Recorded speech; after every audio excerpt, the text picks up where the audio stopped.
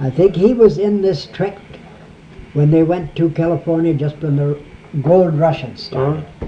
He must have stayed there a few years. And then they had Bill Elmer.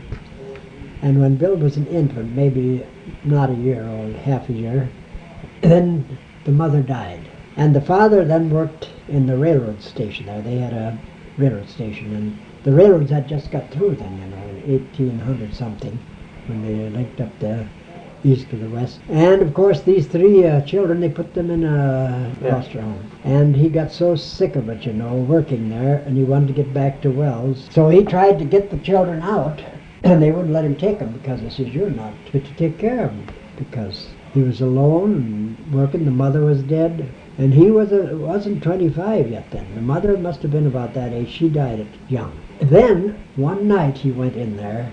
I suppose they didn't have things guarded like this. And he grabbed all three of the children, stole them out of there, and took them on the train and come out to Wells, Minnesota. And he stayed with his brother then, my dad's father, you see. Here they were. There were no roads. When they went to town, they had to go with a team. They'd cut across the country and ford the creeks and rivers, what they had.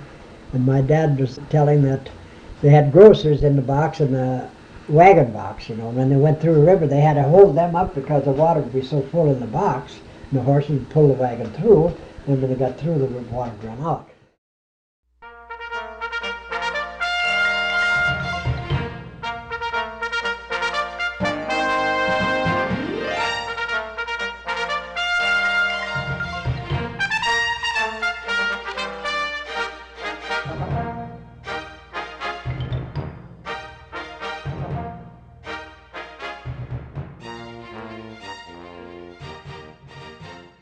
Well, then they had to let these kids all out. So a fellow that, them days, they took boys that age, and there's, well, from any age when they're infants like that, or kids. They'd take them and farm them out to anybody. He could keep them until they was 18, no wages, he didn't need to pay nothing, and they were slaves, just like slaves, So my dad was farmed out to a fellow by the name of Wells, whose father bore the name of Wells. Wells was named after this fellow's father. And of course he's a mean fellow, he's a big guy. The poor kids, what they had to go through.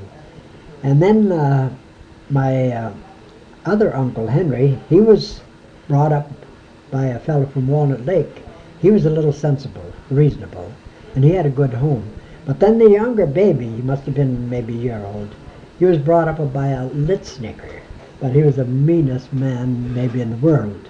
I don't remember, he was telling me when we were to Washington here a few years ago, he was telling me how this fellow, Litznicker, he never gave him no money. When he was 7, 8 years old, he had to herd cows. And he said, big herd of cows, and they'd get in the grain, no fences. He said, I couldn't keep them out, little kids, 7, 8 years old. So then old Litznicker come, he always carried a stick with him. And then he'd come and help me get the cows out, and then he'd beat me up because I couldn't keep them out. So after I got a little older, I suppose about 16, 15, then he told Bill, he says, if you build a fence around a certain amount of acres they had there, field, and we'll plow it and put it in the flax, and you can have the money, and then you'll have a little money. So he said he worked all summer cutting fence posts and digging them in and put the wire around. And of course, the old man, he bought the seed, and then that was supposed to be taken out. But when they thrashed in the fall, he took the seed and never gave him 1 cent. He kept everything. Uncle Bill told me, when he was a little kid, they'd run away, And of course, it was all wild prairie, no roads. But he knew where his brother Herman was. He knew the direction it was across, towards the northeast.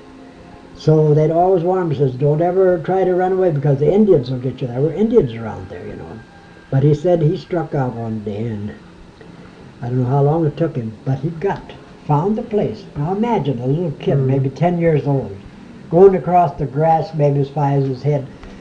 And he got over there, and he stayed there a few days before they knew where he was.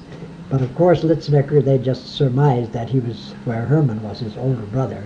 So he went over there to get him. And of course, both the boys, they knew that he was after him, so they'd run. They couldn't catch him. See, they were like wild Indians.